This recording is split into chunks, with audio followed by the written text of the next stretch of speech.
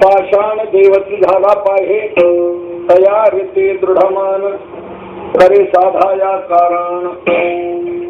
साधकांची मायबाप, योग्यांची माऊली, ज्ञानांचे शिरोमणी,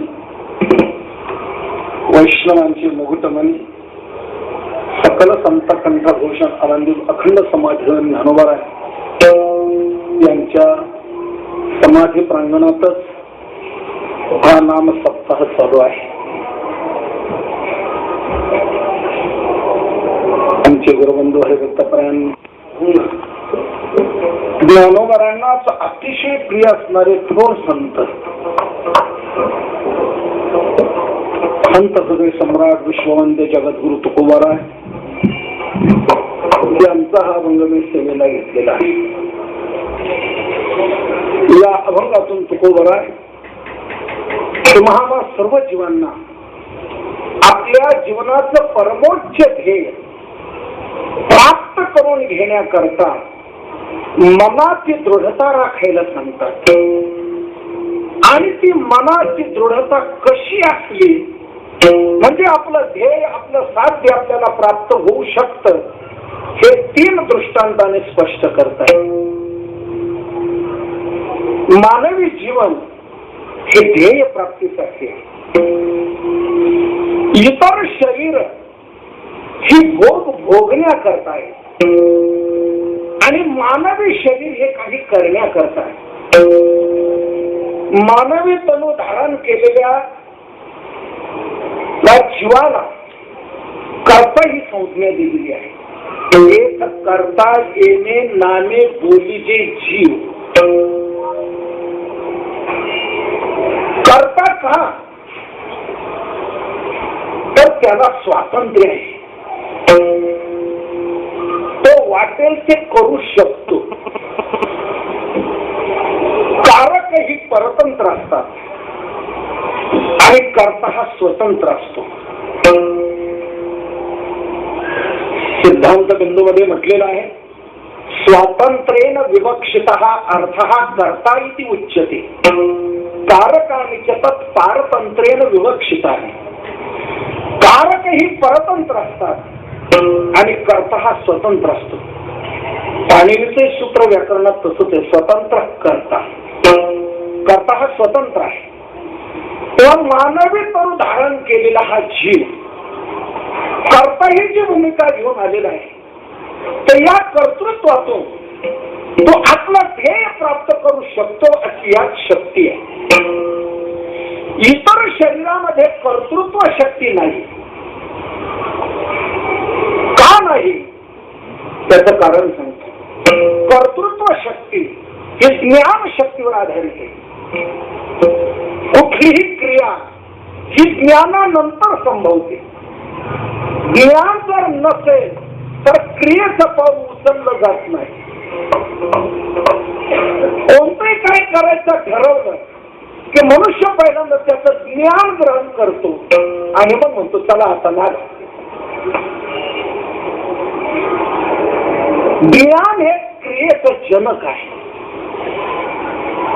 इतर शरीरामध्ये कर्तृत्व शक्ती नसण्याचं एकमेव हेच कारण आहे, इतर शरीरामध्ये ज्ञान शक्ती नाही. आणि हे ज्ञान नाही तो हे, आणि हे ज्ञान नाही तो तेही घरे देवाचे भजन, देवाचे भजन. आणि हे ज्ञान नाही तो हे, आणि हे ज्ञान नाही तो हे. आणि हे ज्ञान नाही कुठे. इतर कोणत्याही शरीरामध्ये ही ज्ञान शक्ती नाही. ती केवळ एक मानवी शरीरातच असल्यामुळे त्या ज्ञान शक्तीच्या आधारावर मनुष्य आपलं ध्येय प्राप्त करून घेऊ शकतो. कुठे कर्तृत्व हे त्या प्रकारे करून साध्य मिळू शकतो.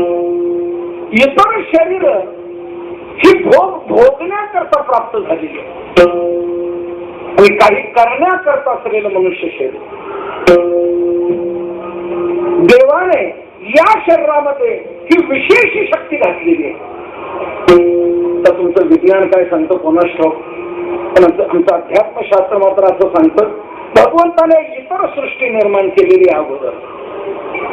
भूचर, जलचर, खेचर आदी करून प्राणी, पशु, पक्षी हे देवाने अगोदर निर्माण केले. श्रीमद भागवतात म्हटले नाही, सृष्ट्वा पुराणी विविधान्य जयात्म शक्त्या वृक्षां सरी श्रुत पशून खगदंश मत्स्या. देवाने ही इतर सृष्टी अगोदर निर्माण केलेली आहे. नाथ महाराज या श्लोकावर सुंदर विवरण करतात. हे चिदानावया निज रूपाते पूर्वी तेने श्रियानंते निज मायेचे निहाते केली बहुते शरीरे एकी केली भूचरे एके केली खेचरे एके केली जलचरे चरे अचरे ती एके. अशी पुष्कळ सृष्टी निर्माण केली, परंतु या सृष्टीकडे जाऊन देवाला समाधान वाटलं नाही. ऐतिये देखोनी सृष्टी ते सुख न वाटेची देवा. का सुख वाटलं नसावं बरं? मी म्हणतो का वाटावं बरं? हवे विचार करा. देवाने ही तर सृष्टी निर्माण केली, पशु पक्षी जलचर खेचर आदी करून प्राणी देवाने निर्माण केले, पण त्या देवाला जाणारच तयार नाही, देवाला मानायलाच तयार नाही. कसं काय देवाला समाधान वाटेल? आपण आपल्यावरूनच घ्या. आपला मुलगा जर आपलं मानू नाही लागला, ऐकू नाही लागलं तर आपल्याला समाधान वाटतं का? देवा मी तुला सांगतो ना, अरे तू कोण सांगणारा? अरे कोण सांगणारा म्हणतो? अरे मी तुझा बाप ना. कशावरून? तू माझा बाप कशावरून? आता जो मुलगा प्रत्युत्तर बापाला देत असेल त्या मुलापासून बापाला समाधान वाटत असेल का? ही येते खोट होत आणि सांगतो तोंड काला कर माझ्या समोर उभं राहायचं नाही. तसं देवाने ही इतर सृष्टी निर्माण केली, पण ती देवालाच जाणायला तयार नाही, देवालाच मानायला तयार नाही. देवाला कसं काय समाधान वाटेल? विचार करा. देवाने कुत्रा निर्माण केला. कुत्रा करतो देवाचा विचार. हा देव आहे, याच्यावर कसा आपण अभिषेक करावा? कुत्रा देवाचा विचार करत नाही, देवावरही तो सरळ आपला कार्यक्रम पार पाडतो. आकाश मार्गाने कावळा येतो, तो काय करून जातो हे सांगण्याची गरज नाही. माझं सांगण्याचं तात्पर्य आहे, देवाने ही तर सृष्टी निर्माण केली, इतर जीव निर्माण केले, पण देवाला जाणायलाच तयार नाही, मानायला तयार नाही. कसं काय देवाला समाधान वाटेल? म्हणून देवाने विचार केला, आपल्याला जाणेल, आपल्याला मानेल, आपल्याला समाधान देईल असा निर्माण करायला हवा. म्हणून देवाने विचार करून सर्वात शेवटी हे मॉडेल बनवलं. ते मानवी शरीर सर्वात शेवटी निर्माण केलेलं आहे. नाथ महाराजांची युक्ती होवी आहे का? म्हणजे आपल्या लक्षात येईल.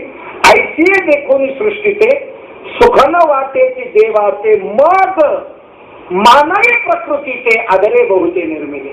मग म्हणजे त्यानंतर देवाने हे मानवी शरीर मोठ्या आदराने निर्माण केलं, परंतु देवाने मात्र हे निर्माण करताना एक विचार केला, आपण याला निर्माण करतोय खरं, पण हे त्या जातीवर जाणार नाही ना. कोणाच्या? कुत्र्याच्या. म्हणून देवाने विचार केला, याला पण निर्माण केलंय खरं, परंतु हा आपल्याला जाणेल, हा आपल्याला मानेल याचा विचार जरा केला पाहिजे. देवाने हा विचार केला. कुत्रा कामाला जाणत नाही, कावळा कामाला जाणत नाही. देवाने लक्षात घेतलं, जाणण्याचं साधन जे ज्ञान आहे तेच आपण या शरीरात घातलं ना. कसं काय तू जाणेल, कसं काय मानेल? म्हणून देवाने ही आवृत्ती जरा सुधारून वाढवली आणि या मानवी शरीरात आपलं ज्ञान घातलं. बाहुल्य मनुष्य देही निज ज्ञान घातले पाय. देवाने या शरीरामध्ये आपलं ज्ञान घातलं की त्या ज्ञानाच्या योगाने आपल्याला जाणेल, आपल्याला मानेल, आपल्याला समाधान देईल. म्हणून ती ज्ञानशक्ती या मानवी शरीरात दिलेली असल्यामुळे त्या ज्ञानशक्तीचा उपयोग करून घेऊन मनुष्याने आपलं ध्येय, आपलं साध्य हे प्राप्त करून घेतलं. नेमकं काय करावं? तर मनुष्य जीवनातलं परमोच्च साध्य जर कोणतं असेल तर परमात्मा प्राप्ती. मनुष्याने आपल्या जीवनात परमात्मा प्राप्ती करून घ्या. नवे नवे तुकोबांच्या भाषेत जर बोलायचं झालं तर मनुष्याचा मनुष्यपणा हा त्याच्यातच आहे की जर तो नारायण साधवेल तर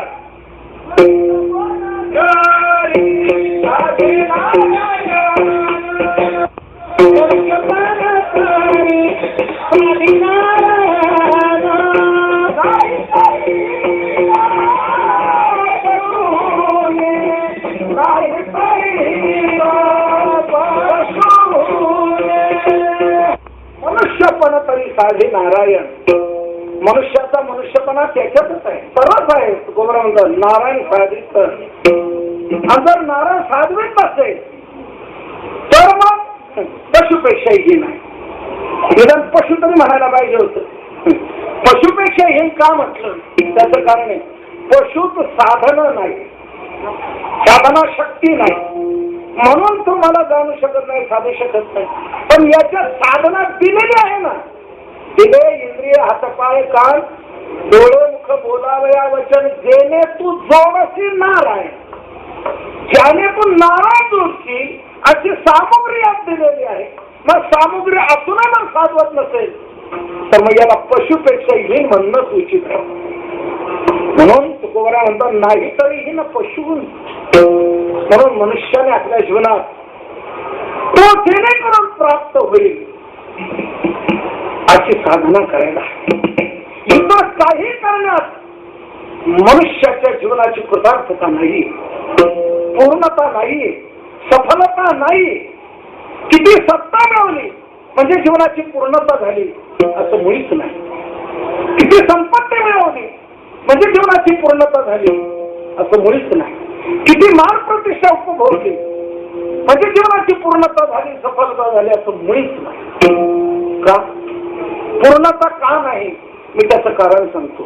पूर्णता त्याला म्हणतात की जिथे इच्छा संपली जाते त्याला म्हणतात पूर्णता.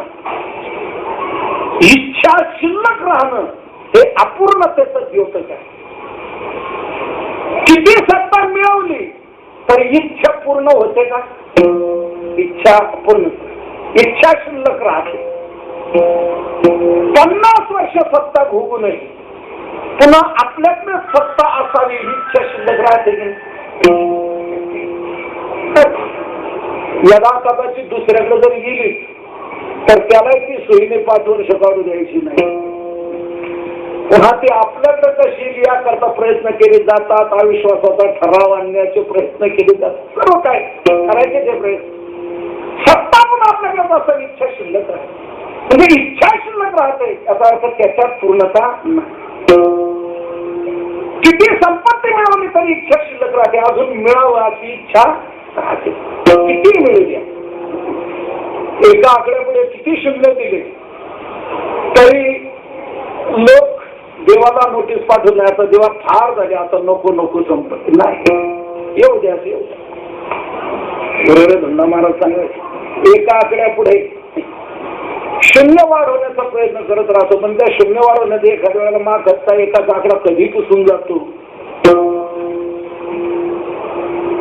वाढवण्याची इच्छाच असते, मिळावं मिळावं असं वाटतं म्हणून त्याच्याच जीवनाची पूर्णता नाही, सफलता नाही. किती मान प्रतिष्ठा भोगली तरी पुन्हा मान मिळावा हे वाटतं. प्रत्येक सभेचा अध्यक्ष स्थान मला असा. मला भाषण नाही करता आलं तरी अध्यक्ष मलाच करा. माझं भाषण तुम्ही वाचून दाखवा पण अध्यक्ष मलाच. कितीही मान प्रतिष्ठा भोगली तरी पुन्हा मिळावा ही इच्छा शिल्लक राहते. इच्छा शिल्लक राहणं या पूर्णतेचं. इच्छा कशाला म्हणतात? मला हे असावं, मला हे पाहिजे, मला हे पाहिजे. इदम मे स्यात् इथे इच्छा काम शब्द विद्यार्थ्यांनी सांगणे 15 मध्ये म्हटले. मला हे हवाय, मला हे हवाय, हवंय आहे असं वाटणं हे ज्या ती पाहिजे याचा अर्थ ते तुमच्या जवळ नाही. कमतरता आहे, न्यूनता आहे. इच्छा ही न्यूनता स्पष्ट करते, अपूर्णता.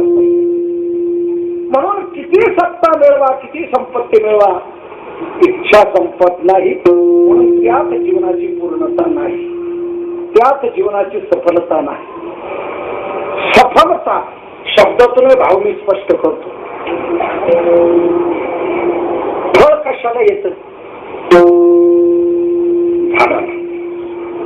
झाडाच्या प्रक्रियेत अंतिम तो कोणता आहे? झाडाची प्रक्रिया जर आपण लक्षात घेतली तर सुरुवात कशातून आहे? बीजातून. बीजातून पुढे काय होतं? अंकुर निर्माण होतात. अंकुर निर्माण झाल्यावर पुढे पानं फुटतात, पुढे फांद्या फुटतात, उपफांद्या फुटतात. तो वृक्ष फोपावत वाढत वाढत वाढत जातो. तो परिपक्व दशेला का आला की मग त्याला फुलं लागतात. फुल आल्यानंतर पुढे फळ लागतं. फळ आल्यानंतर पुढे पुढे काहीच, ज्याच्या पुढे काहीच नाही त्याला म्हणतात फळ. तसं जे मिळवल्यानंतर पुढे मिळवायचं काही शिल्लक राहत नाही त्याला म्हणतात सफलता. म्हणून इतर काही मिळवलं तरी पुढे मिळवायचं शिल्लक राहत, म्हणून तिथे सफलता नाही, पदार्थता नाही, तिथे अपूर्णता आहे. जे मिळवल्यानंतर पुढे मिळवायचं शिल्लक राहत असं एकच आहे की तो मिळवल्यानंतर पुढे मिळवायचं शिल्लक राहत. उपनिषदात ज्याला एकाला जाणल्यानंतर पुढे दुसरं जाणणं, एक जाणल्याने सगळं जाणलं जाणं, असा जो आहे तोच फक्त एक परमात्मा. म्हणून तो मिळवण्यातच जीवनाची सफलता आहे, पूर्णता आहे, सार्थकता आहे. त्यामध्ये जन्म आल्याचे सार्थक आहे. विठ्ठलाची एक देखील आहे. म्हणून उपनिषद आपल्याला पहिलं कंठरावाने हेच सांगतं, आत्मा वा हे द्रष्टव्य, त्याची प्राप्ती करून घ्यावी, तो मिळवा. त्यात सफलता, कृतार्थता, पूर्णता. महाराज तुम्ही ठीक सांगता, ठीक आहे, मग तो मिळवण्याकरता मी काय करावं? महाराज म्हणतात साधना करा. साध्य मिळवण्याकरता साधनाची आवश्यकता आहे. साधन केल्याशिवाय साध्य प्राप्ती होऊ शकत नाही. साधनाने प्राप्त होतं म्हणूनच त्याला साध्य म्हटलं जातं. म्हणून तुम्हाला तो परमात्मा प्राप्त करून घ्यायचा आहे तर साधना करा. मग कोणतं साधन करावं? महाराज म्हणतो तुम्हाला झेपेल, तुम्हाला शक्य असेल. साधन हे ज्याच्या त्याच्या कुवतीवर अवलंबून. कोणतंही साधन कोणाला सांगून उपयोग होऊ शकत नाही. म्हणून आम्ही आजपर्यंत असा कोणालाही आग्रह केला नाही. ज्याचा जसा अधिकार असेल त्या अधिकाराने त्याप्रमाणे त्यांनी साधना करा. महाराज तुम्ही ना आतापर्यंत कसं झाले, कोरोना आतापर्यंत आम्ही हेच सांगितले, जसा अधिकार असेल तसाच आम्ही उपदेश केलेला. अधिकार पैसा दावियेला मार्ग, इथून पुढची पद्धत, इथून पुढची तीच राहणार. अधिकार पैसा करू उपदेश. का बरं? साहे ओझेची असते की काय, त्याला जे ओझं सामान तेच दिलं पाहिजे. उगीच मुंगीवरी भाग गजाचे पालन घालिता ते कोण कार्य? म्हणून अधिकाराप्रमाणेच आम्ही साधनेचा प्रबोधन प्रभाग सांगत असतो. तेव्हा तुम्हाला जे साधन झेपेल ते करा. प्रत्येक साधन हे परमात्म्यापर्यंत नेणार. भगवान स्वतः सांगतात माझ्याकडे येण्याकरता साधनाची कमतरता नाही. म्हणून पार्थापायी प्रवेशावया माझ्या ठाई, उपायाची नाही वाणी, कमतरता नाही. म्हणून ज्याला जे जे साधन झेपेल ते त्यांनी करा. एक ग्रस्त म्हणला ना महाराज, माझ्या डोक्यामध्ये असं वातावरण निर्माण झालंय, काय करावं हे सुचत नाही. आपला अधिकार नेमका कसा आहे तेही समजत नाही. मग मी नेमकं तरी काय करावं? तो बरा म्हणतो महाराज तुम्ही मला नेमकं साधन सांगा, तुम्ही सांगा. महाराज म्हणतात साधन हे तर जास्त त्याने ठरवायचं. तुम्ही आम्हाला ते साधन सिद्ध होऊ शकेल असं काही मार्गदर्शन करा. महाराज म्हणतात असं मार्गदर्शन मी करू शकतो. साधना तुम्ही निवडा आणि ती साधना कशी केली म्हणजे तुम्हाला तुमचं तुमचं ध्येय प्राप्त होऊ शकेल हे मात्र मी तुम्हाला जरूर सांगू शकतो. त्याच्या योगाने साधना सिद्ध होऊ शकते. साधना जरी असली तर ती सिद्ध होईलच असं नाही. उलट ती साधना सदोषता प्राप्त करून देऊन तीच साधना कर्त्याला बाधते ठरू शकते. म्हणून साधना करत असताना ती साधना निश्चित आपल्या साध्याला आपल्या ध्येयाला प्राप्त करून देऊ शकेल असं मी मात्र प्रबोधन मार्गदर्शन जरूर करू शकतो. महाराज म्हणतात सांगा जरूर करू शकतो. तुम्हाला मी महाराज सांगा निश्चित नेमकं मी काय केलं म्हणजे माझी साधना सिद्ध होईल, मला ते सर्व साध्य प्राप्त होऊ शकेल असं मार्गदर्शन करा. तुकोबाराय म्हणतात एकच महत्वाचं मार्गदर्शन प्रत्येक साधना करणाऱ्याला. साधना ज्याची त्याने निवडायची, पण तुम्ही निवडलेली साधना निश्चित तुम्हाला साध्याला प्राप्त करून देऊ शकेल असं मौलिक मार्गदर्शन मी तुम्हाला करू शकतो की ज्यामुळे तुमची साधना सिद्धच झाली पाहिजे आणि तुम्हाला साध्य मिळालंच पाहिजे. महाराज सांगा ना मग. महाराज म्हणतात त्याकरता एक करा, मनाची प्रसन्नता करून घ्या, मनाची दृढता करून घ्या, मनाची एकाग्रता करून घ्या. मनाची एकाग्रता दृढता प्रसन्नता का लाभली तर तुम्हाला जे हवं ते नक्की प्राप्त होऊ शकणार. मन करारे प्रसन्न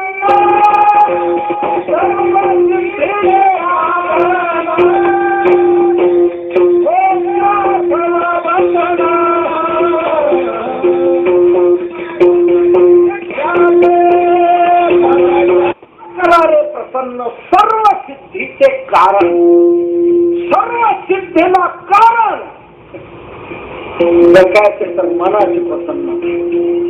तुम्हाला जे साध्य करून घ्यायचं असेल, मोक्ष अथवा बंधन सुख समाधान इच्छा, मनाची प्रसन्नता करून घ्या की तुम्हाला साध्य निश्चित प्राप्त होणार म्हणजे होणार.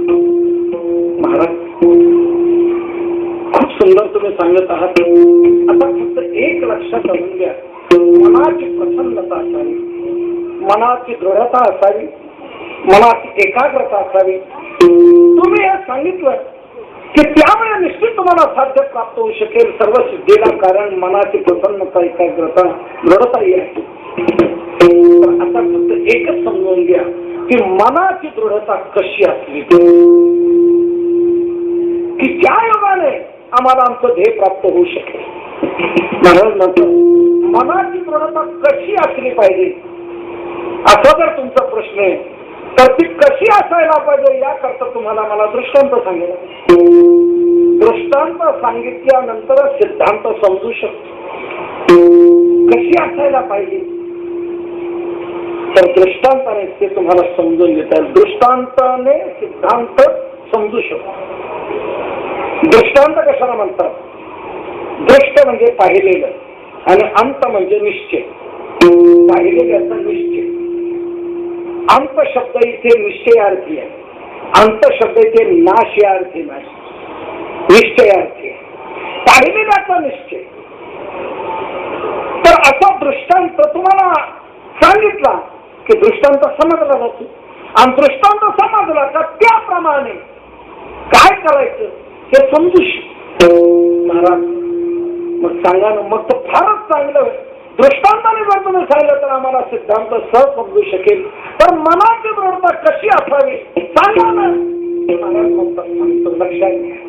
मी तुम्हाला 3 दृष्टांताने हे समजून देतो. पहिला दृष्टांत तुम्ही एक लक्षात घ्या. महाराज म्हणतात दगड आहे, दगड दगड आहे, पण दगडाच देव बनला. बनला की देव जो आपण मूर्ती स्थापना जी करतो, मूर्ती जी बनवतो ती कशाची? दगड. पण दगडाच देव बनलाय की नाही? पण कधी बनला याचा विचार करा. कधी बनला? तेच अभंगाच्या पहिल्या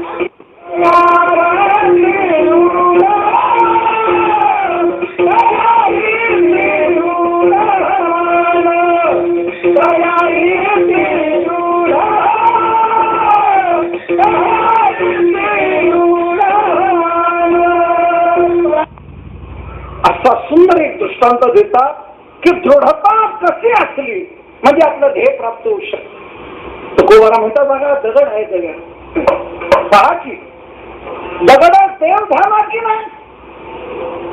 पाषाण देवची झाला पाहे,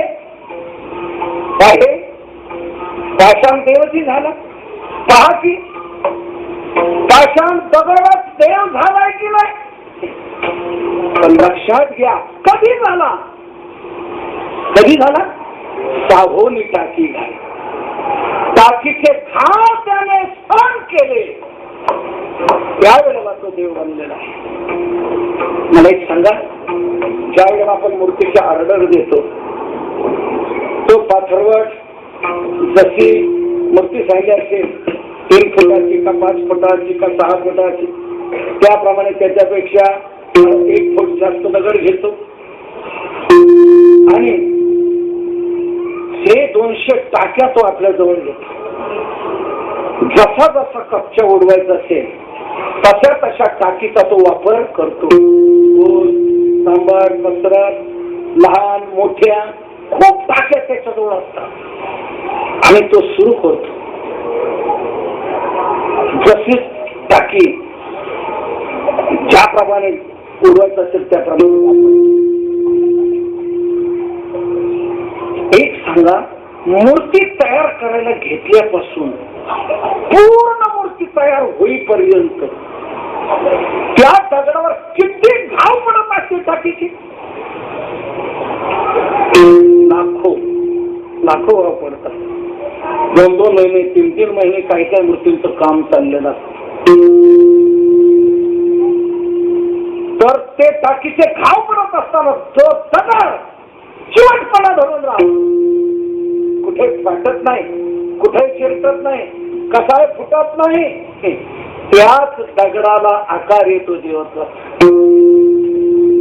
जर तो कुठे चिरटला, कुठे फाटला तर टाकीच्या घाल चाललंय, इथूनच गेला.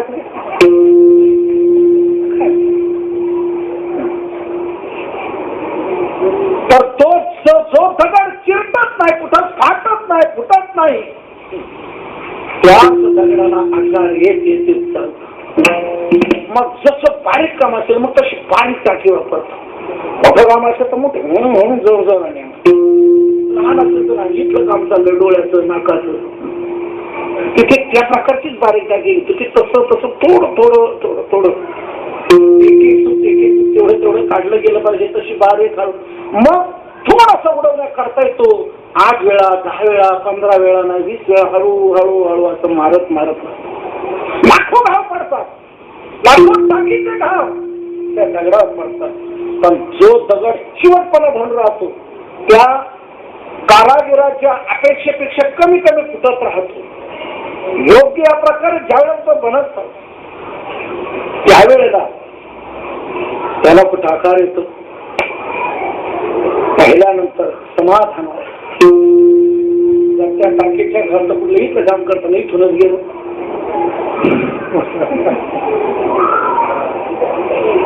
जो ते टाकीचे घाव सहन करतो तोच देव बनतो. मग त्याच्या स्थापनेचा मोठा सोहळा ठरवला जातो. संपूर्ण महाराष्ट्रातून लोक त्या मूर्ती स्थापनेच्या कार्यक्रमाकरता येतात. रांग लावतात. होतात, हजारो लोक दर्शन घेतात. काय मूर्ती आहे, काय मूर्ती आहे, झोते येऊन सांगतो खास मूर्ती पाहावी तिथली. पण हजारो लोक पाया पडायला येतात. कोणत्या दगडाची? जो टाकीचे घाव सहन करून जगला. या तुका म्हणे जरी जगे टाकी सपने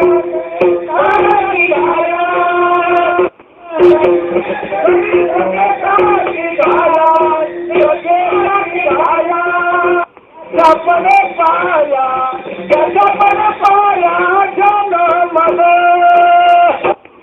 जरी जगे टाकी घाया त्याच्याकडे पाया जन्म. टाकीच्या घावातून तो जगल्यावर लोक त्याच्या पाया पडले.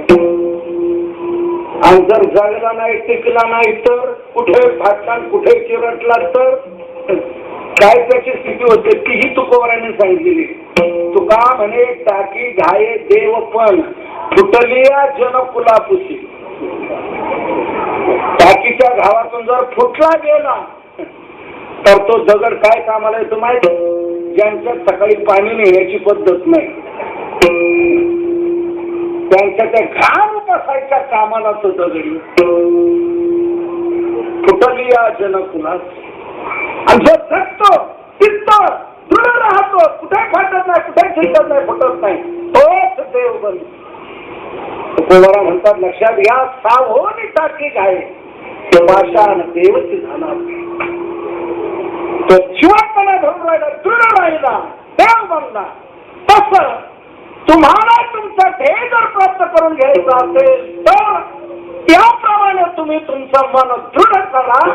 हेच अभंगाच्या दुसऱ्या चरणारीती दृढ माना, तयारीती दृढ माना, तयारीती दृढ माना, तयारीती दृढ माना,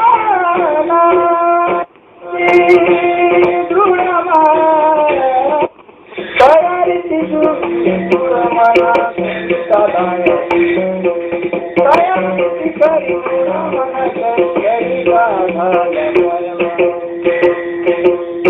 तयारीती दृढ माना, तयारीती दृढ माना.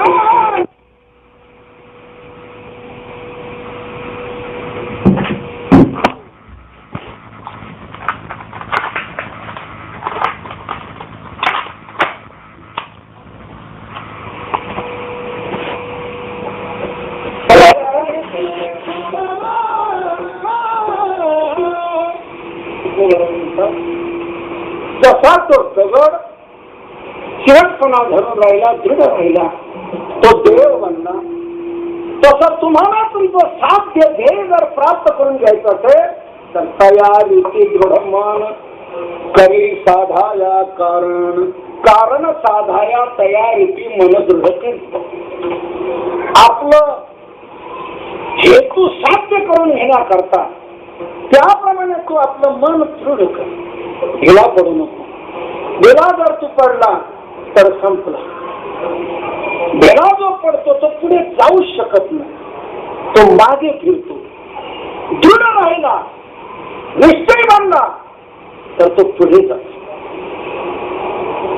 ढिला पडलेला मनुष्य पुढे जाऊ शकत नाही, पाऊलच टाकू शकत. ढिला पडला की तो संपतो.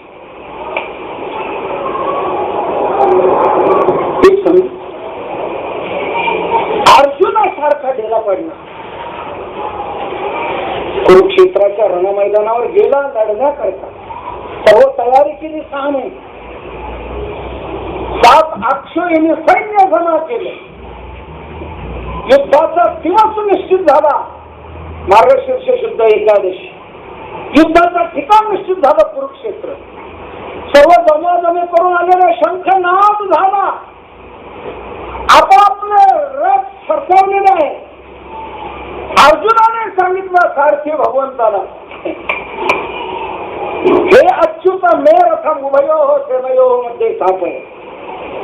माझा आला दोन्ही सैन्याच्या मध्यभागी म्हणून उभा होता. पाहू दे मला कोण कोण जमलेले आहे. दुष्ट असताना धृतराष्ट्र पुत्र, त्याचा प्रिय इच्छिणारे कोण कोण आहे. भारत राष्ट्राच्या दुर्बुद्धे युद्धे प्रिय चिकीर्षवा कोण कोण आहे ते पाहू दे मला. कैर्मयाचं योद्धव्यम अस्मिन् रणसमुद्यम पाहू दे. आणि आलेला आहे. भगवंताने मध्यभागून रथ म्हणून उभा केला अशा ठिकाणी की भीष्म द्रोण प्रमुख होता. भीष्म द्रोणांना पाहिल्यानंतर भगवंताने एक वाक्य तिथं मात्र मर्मिक वापरलं. या कुरुवंशीयांना तू पहा, तेवढ्यातूनच त्याच्या ठिकाणी मोह निर्माण झाला आणि जो लढण्याकरता आलेला त्याच्या हातातलं धनुष्य गांडीवन संसदे असतात. स्वच्छैव परिदह्यते न च शक्नोम्य साधं भ्रमती वचन म्हणा. आणि तो युद्ध करायचं सोडून म्हणू लागला भिक्षा मागणं बरं. हे असो तो येथवर भिक्षा मागता भरी ना तरी देश त्यागे जायचे का गिरी कंदर सेविजे परी शस्त्र आता न धरीजे यावरी. युद्ध करण्याकरता आलेला अर्जुन युद्धाला पाप समजू लागला.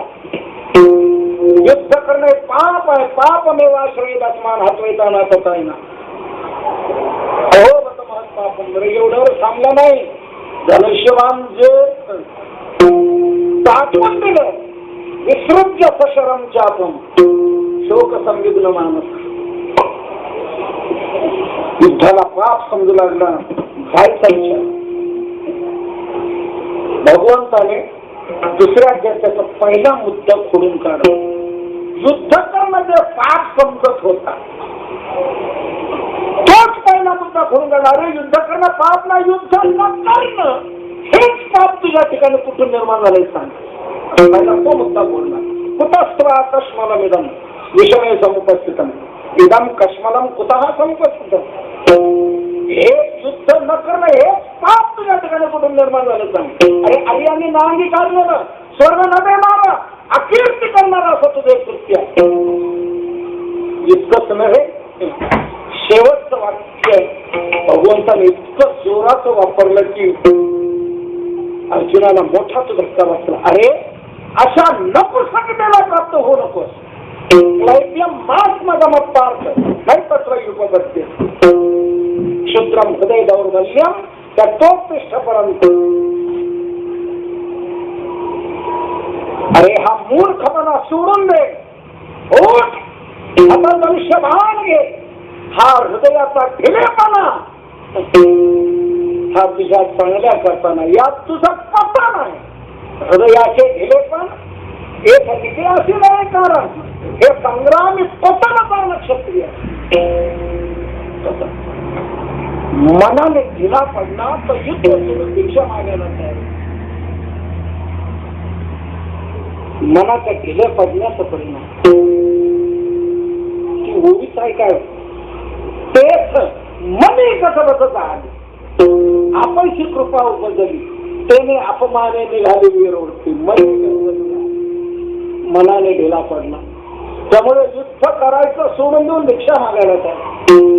मनाने जो ढिला पडतो तो पुढे जाऊ शकत नाही. जेव्हा भगवंताने त्याचा तो ढिलेपणा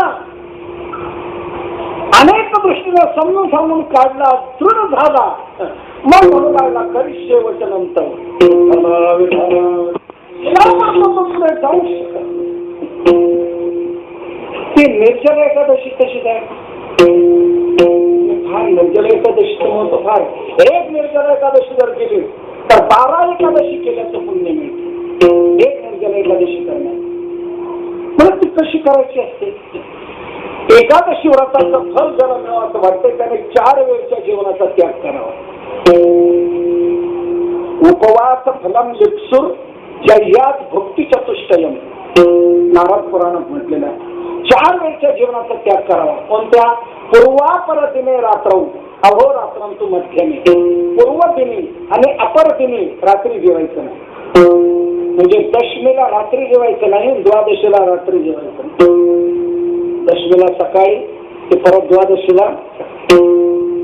आणि मधला तो दिवस आहे अहोरात्रांतु मध्यमे.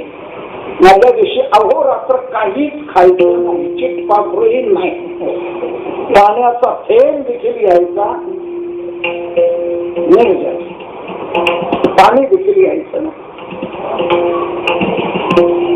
असं जे निर्जला एकादशी व्रत आहे, असं एक एकादशी व्रत जर केलं तर 12 एकादशी केल्याचं पुण्य मिळतं. असं या निर्जल एकादशीचं वैशिष्ट्य आहे. निर्जल एकादशी करायची. गावात 15 दिवस हाच प्रचार. येणारी एकादशी आपल्याला निर्जल धरायची. घरात सांगून ठेवलं मी निर्जल एकादशी धरणार, आजच्या दिवशी सांगून बरं म्हणजे मग काय नाही, तुझ्या पुरतं काय करायचं ते कर, मी निर्जल एकादशी. एकादशीला सकाळी उठला, स्नान झालं, नित्यनेम झाला, दर्शन झालं आणि रोजच्या पद्धतीप्रमाणे दर्शन झाल्यावर पाणी प्यायचं, चहा घ्यायचा. आठवण झाली पाणी घ्यायचं तितकंच लक्षात आलं, अरे आज आपल्याला निर्जल एकादशी करायची, आपलं ठरलेलं आहे. पण पाणी प्यायची इच्छा निर्माण झाली निर्जल एकादशी, ते तोंड आणखी कोरडं पडायला लागलं. पाण्याची आठवण, चहाची आठवण, पुन्हा पाणी प्यावं सासू वाटू लागलं, इच्छा निर्माण व्हायला लागली, पाणी प्यायला पाहिजे, पाणी प्यायला पाहिजे. पण आपल्याला पण निर्जल एकादशी करायची. आता कसं पुन्हा पुन्हा आठवण की तोंड कोरडं पडलेलं, म्हणून लायला सकाळी ती परिस्थिती 8 दिवस कसं जायचं. म्हणजे आपल्या बापाच्या जमायचं नाही, आम पाणी ढिला पडला, मनाची दृढता राहिली नाही, ढिला पडला तो लगेच माग्याला पुढे जाऊ शकत नाही. मनाने जो ढिला पडतो तो संपतो. म्हणून मनाने दृढ व्हा, निश्चय व्हा की निश्चित तुम्हाला तुमचं ध्येय प्राप्त होईल. कशी ती दृढता असायची. दगड देव जो बनला तो कसा बनला, बाकीचे घाव सहन केले, दृढ राहिला, देव बनला. कसलाही प्रसंग समोर येईना ध्येय खचू द्यायचं नाही, ध्येयला पडायचं नाही, तरच तुम्ही तुमचा ध्येय गाठू शकाल. महाराज आम्ही तो मूर्तिकारही पाहिला नाही, मूर्ती पाहिली नाही, आमच्या समोर फक्त आम्हाला कैलासारखा एखादा दृष्टांत सांगा दुसरा. मला म्हणतात दुसरा दृष्टांत सांगतो तुम्हाला, लक्षात घ्या. योद्धा ज्यावेळेला युद्धभूमीवर जातो त्यावेळेला तिथे तो दृढ राहतो. जो दृढ राहतो धैर्याने समोरून येणाऱ्या शत्रूचे बाण गोळ्या धाव सहन करतो, त्रिशाने झुंज देतो, तो शूरवीर ठरला जातो. तोच परमवीर चक्र ग्रहण करण्याचा मानकरी ठरतो. जो ढिला पडतो तो नाही, उच्च स्थितीला तोच योद्धा पोहोचतो. कोण? अभंगाच्या 3ऱ्या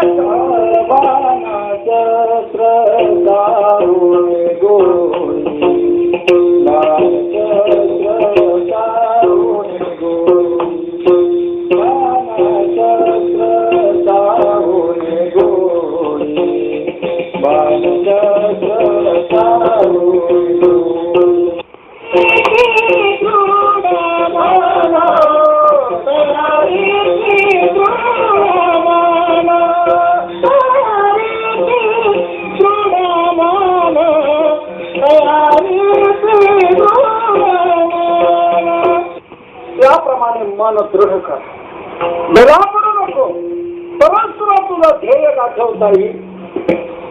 दुसरा दृष्टांत देतो. बाण शस्त्र सावनी गोळी, शोरा धाव उंच, शोर जो उंच स्थितीला उंच खाली पोहोचला जातो तेव्हा बाण शस्त्राचे घाव गोळ्या सहन करतो तेव्हा बाण शस्त्र सावो निघून ताईच्या अंगामध्ये सुद्धा म्हटलेलं येता गोळ्या बाण साहिले भडीमार ज्याने ते सहन केलेलं आहे द्वेषाने झुंज देतो आहे तोच पुढे पुढे जाऊ शकतो शूरत्वाला प्राप्त होऊ शकतो त्यालाच राष्ट्रपतीकडून परमवीर चक्र बहाल केलं जातं कळकुट्याला नाही झुंज देतो त्याला पडत नाही त्याला तसं तुकोबारा म्हणतात तयारी दृढ मन करी साधाया कारण आपला हेतू साध्य होण्याकरता सफल होण्याकरता त्याप्रमाणे तू मन दृढ कर. काही स्त्रिया आल्या त्या म्हणल्या महाराज तुम्ही हा शुराचा दृष्टांत सांगितला नगराचा सांगितलं आम्हाला कसली ती युद्धभूमी आम्हाला ते काय कळलं आम्हाला समजेल असा दृष्टांत द्या की दृढ मन राहिल्यानंतर हे कसं प्राप्त होऊ शकतं कशी दृढता असायला पाहिजे आम्हाला समजेल असा दृष्टांत द्या तर त्यांना समजेल असा दृष्टांत तुकोबारा अभंगाच्या शेवटच्या चरणात येतात. तुकोबारा म्हणतात बघा ती सती झाला म्हणे सती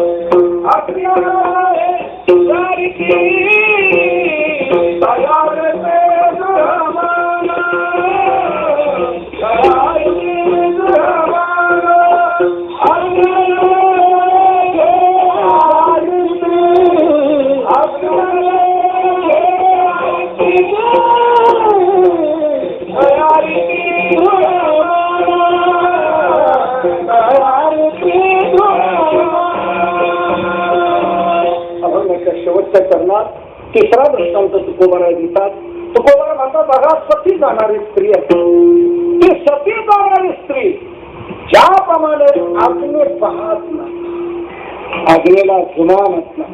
पूर्वी आपल्या देशात सती जाण्याची चालू अलीकडे बंद करण्यात आले राजाराम मोहन राय त्यांनी सती जाण्याची चाल बंद केली. तर ती सती जाणारी स्त्री पतिव्रतेचे 3 प्रकार एक उत्तम पतिव्रता दुसरी मध्यम पतिव्रता आणि तिसरी कनिष्ठ पतिव्रता. उत्तम पतिव्रता तिला म्हणतात पती मरण पावला हे करतात प्राण त्याग जगणं तोपर्यंत पतीचं अस्तित्व आहे तोपर्यंत पतिव्रता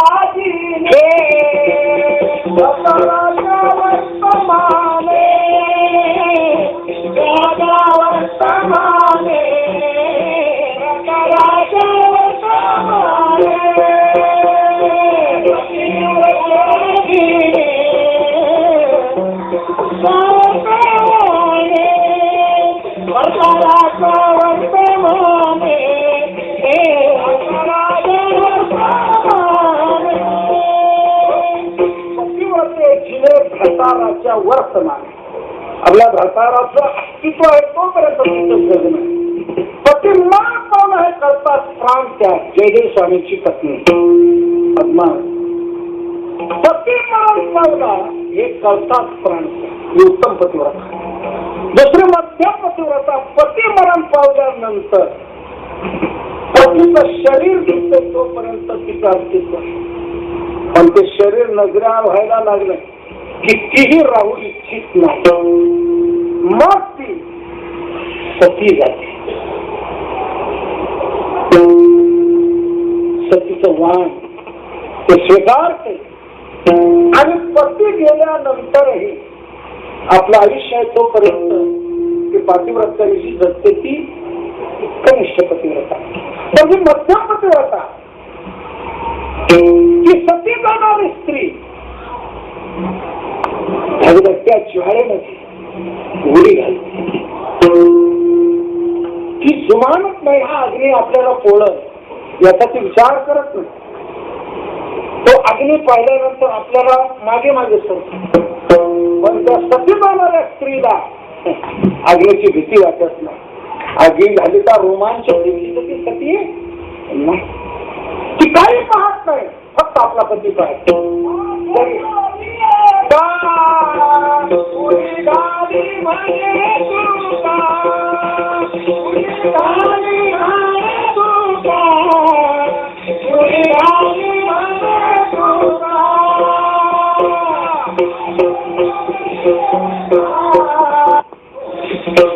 आठवणी एका उडी घाली म्हणे तुका, महासतीचे भोग देखे गिर सकळ जग, तरी ते आगीना अंग ना लोक देखे, फक्त पती देखे. आणि उडी त्या ज्वाळात उडी घाली. एकाच वाक्यात थोडस भाग सांगतो. थोडा सती जाणं म्हणजे नेमकं काय? सती जाणं म्हणजे नेमकं मरून जायचं नाही, जळून मरायचे. शब्दाचा फरक लक्षात आला. सती जायचं म्हणजे मरून जळायचं नाही, जळून जळून मरायचं. आपल्याला उत्पत्तीचा चटका सहन होत नाही. उत्पत्तीचं केवढी तिच्या टोकाला आज नंतर केवढा तेवढा लागला की अजून फुटवली मला. सती जायचं म्हणजे धगधगत्या ज्वाळामध्ये उडी घालायची आहे आणि त्या ज्वाळा सहन करत करत करत मरायचं आहे. पण ती सती जाणारी स्त्री ते सहन करते, दृढ राहते आणि आपल्या पतीशी समर्थ होऊन जाते. तसं तुकोबरा म्हणतात, तुम्हाला तुमचं ध्येय साध्य जर गाठवायचं असेल तर तयारीचे दृढमान करे साधा या कारण पडू नका, दृढ राहा, निश्चयाची अशी वृत्तीची स्थिती ठेवा, ढिले पडू नका, तरच तुम्हाला तुमचं ध्येय प्राप्त होईल. तयारीचे दृढमान करे साधा या कारण अभंगाचा भावार्थ झाला. संप्रदायपूर्वक मोठ्या प्रमाणे भगवंताचं भजन करा. अगदी थोडक्यात एक मार्मिक भाव सांगतो आणि सेवा संपवतो.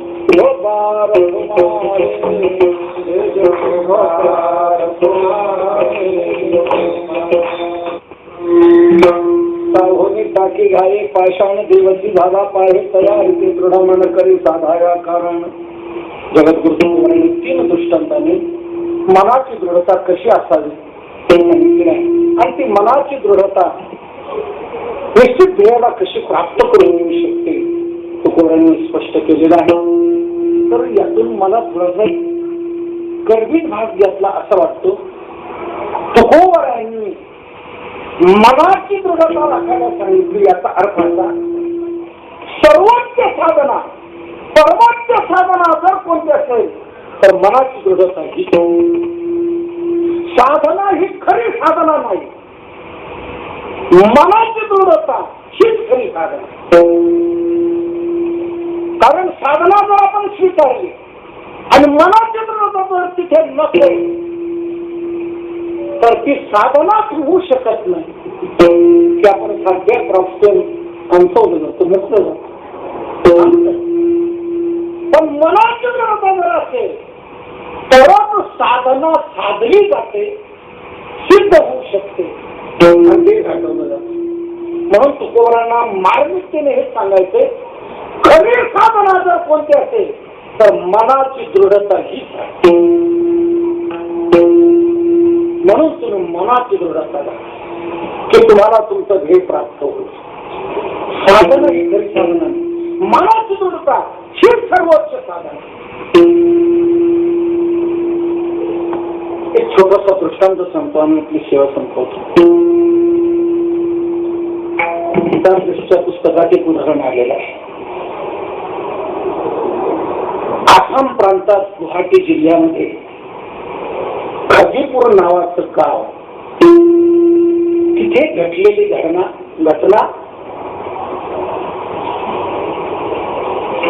तिथला एक अहिर तो गुरु राखत असे. त्याचं नाव होतं मनमौजी.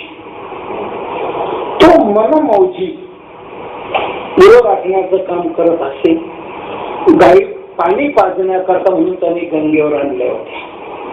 तर तिथे शेजारचे केसमपूर नावाचं गाव, तिथला एक पंडितजी, तो त्या गंगेवर घाटावर संध्या करण्याकरता आला होता.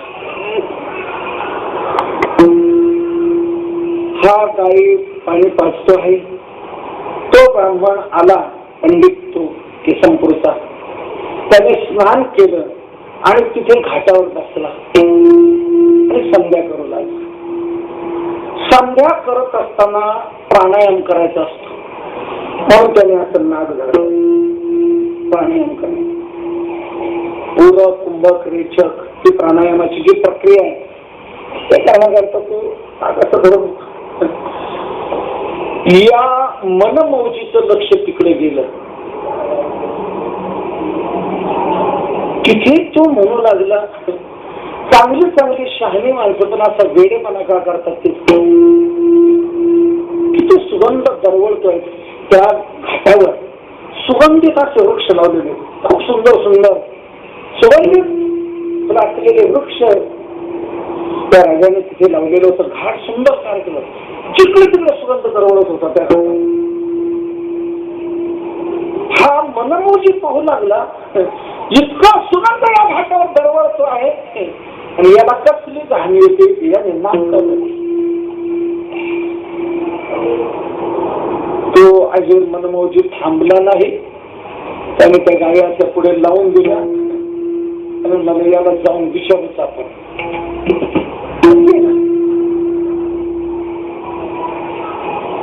तोपर्यंत त्यांची संध्या आटोपली होती. भूदेव वंदे कल्याण. पंडितजी एक बोलू कसं मला म्हणे, जरूर बोला. तुमच्यासारखी शाने माणसं पण असं वेडेपणा का करणार? पंडितजी म्हणले, आपण वेडेपणा कोणता केला? आपण तर काही केलं नाही, अजून स्नान केलं, समजा केली. हा काय वेडेपणा? वेडेपणा काय केलं? काय वेडेपणा केलं? नाक का धरलं? तिथे कसली घाण येत होती तुम्हाला? तिथे सुगंध दरवळतो आहे, त्याचं प्रशस्त वातावरण आहे, पण तुम्ही कुशाल नाक धरलं. कसली घाण येते तुम्हाला? विचार केला, आपण प्राणायामा करता ज्यावेळेला नाक धरलं होतं त्या बाबतीत याला हे वाटू लागलं, कसली घाण येते. आता काय समजावं, याला काय सांगावं? पण पंडितजीने विचार केला, याला जर समजा मी संध्या करतो, संज्ञा करत असताना प्राणायाम करायचा असतो, प्राणायामाच्या वेळेला पूरक, कुंभक, रेचक ही प्रक्रिया करायची असते, म्हणून नाक धरावं लागतं. हे आपण सांगितलं तर याच्या डोक्यावरून जाईल, याला हे पटणार. याच प्रश्न बंद होईल आणि निघून जाईल असं उत्तर द्यावं. म्हणून त्या पंडितजी म्हणणार, अरे इतका सुगंध दरवळत असताना मी नाक धरलं होतं, मला कळत नाही, तुला कळत, मला कळत नाही, मग का धरलं होतं? अरे अशा ठिकाणी नाक धरलं का देव भेटतो, म्हणून मी नाक धरलं होतं. असं हो, नाक धरल्याने देव भेटतो. हो, मग मी काय वेळ आहे, मला काही कळत नाही, किती सुगंध येतो दरवळत, तर मी नाक धरलं याचा अर्थ काय? नाक धरल्याने देव भेटतो म्हणून त्याला ते कसलं. तो मला बरं झालं मी विचारलं, या विचारण्यातून मोठी समस्या सुटली म्हणजे माझी. म्हणजे काय, मला पहिल्यांदा असं वाटत होतं देव भेटण्याकरता काहीतरी खरतर साधना करायला लागत असेल, परंतु फार सोपी साधना नाक धरायचं म्हणजे देव भेटतो. नाक तर आपलं आहे, खरं धरायचं आपण धरू शकतो आणि आपण देवाला प्राप्त करून घेऊ शकतो असा त्यांनी निर्णय घेतला. बाद झालेल्या या रूपाने माझी समस्या सुटली, माझी शंका मिटली, मला मार्ग सापडला. तर तुम्ही हा धर याने काय केलं, गाय इकडे तिकडे होते तर पुन्हा व्यवस्थित लावून दिल्या. गंगेवर आला, पंडितजीने जिथे स्नान केलं होतं तिथंच केलं. म्हणजे दुसरीकडे जर बदलली जागा नाही देव भेटला मग पंडितजीने जिथे स्नान केलं तिथेच त्याने स्नान केलं आणि तो जिथे संध्येला बसला होता त्याच जागेवर हा बसला. आता पंडितजीचं नाक धरणं म्हणजे पूरक कुंभक याच्यात. पूरक म्हणजे कशा म्हणतात, डावी नागपुडे झाल्यानंतर उजव्या नागपुडीतून श्वास आत घेतलं याला पूरक म्हणतात. आत घेतलेला श्वास तसाच रोखून धरणं याला कुंभक म्हणतात आणि तो पुन्हा तसाच बाहेर डाव्या नागपुडीने सोडणं याला रेचक म्हणतात. अशी प्राणायामाची प्रक्रिया आहे. पूरक कुंभक रेचक. आता याचा पूरक कसला रेचक कसला कुंभकच.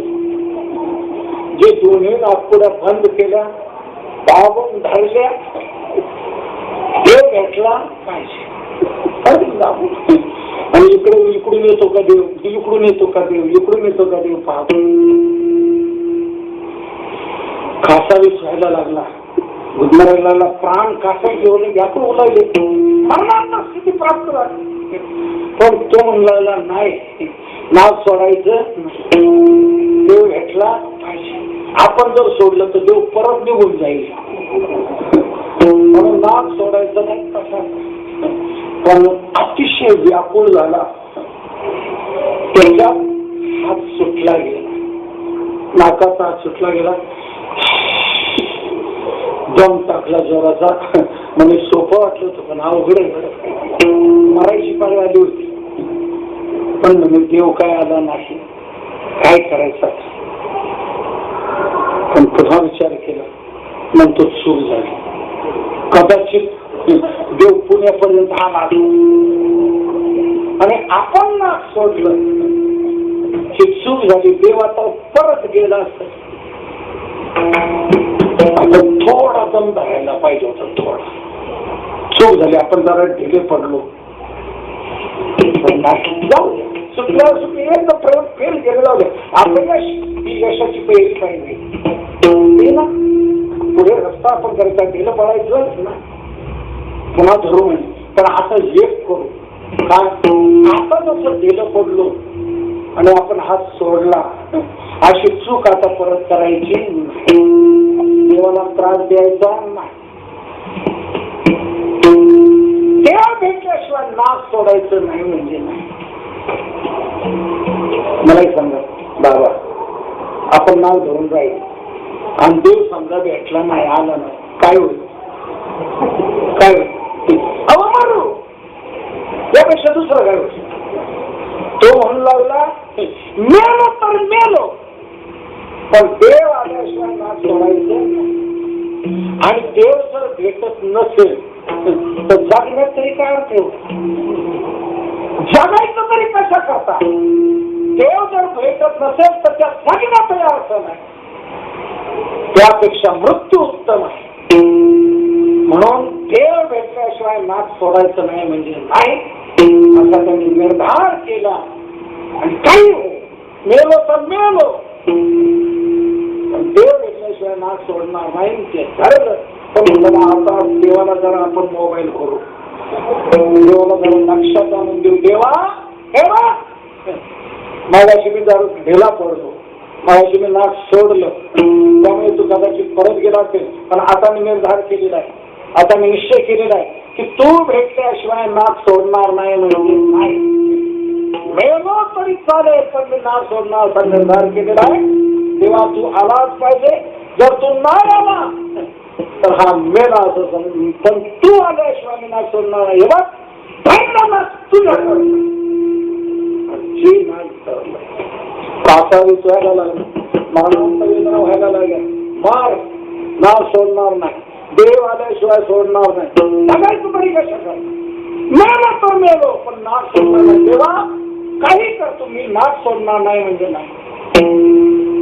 ज्या वेळेला त्याची ही तीव्रता दृढता दिसून आली नाक सोडण्याच्या हा आता विचारात नाही. आता यात याचा मृत्यू पण हा सोडणार ना. आता आपण जायलाच पाहिजे, त्याला भेट द्यायलाच पाहिजे, दर्शन द्यायलाच पाहिजे. देव हा काही दूर आहे का. जोपर्यंत देहासक्ती आपल्या ठिकाणी तोपर्यंत देव भेटू शकत नाही. देव भेटावा असं जर वाटतंय तर देहावर उदार वाट दान हे व्हावे देहाची उदार रखुमादेवीवर जोडावे. देहासक्ती असे किती देव भेटू शकतो. देहासक्ती सुटली पाहिजे. देहावर उदार व्हायला पाहिजे. हा उदार झाला मेव तर मेलो पण देवा नाच सोडणार नाही. तू भेटल्याशिवाय सोडणार. देव प्राप्त झाले. म्हणताय भक्ता अरे मी आलेलो आहे. डोळे उघड नाच सोड. मी देव आलो देव. त्याला डोळे उघडून पाहिलं आणि तू मला असा असतो काय देव. हा मी देवच आहे. तुम्ही भेटण्याकरता नाव धरलं ना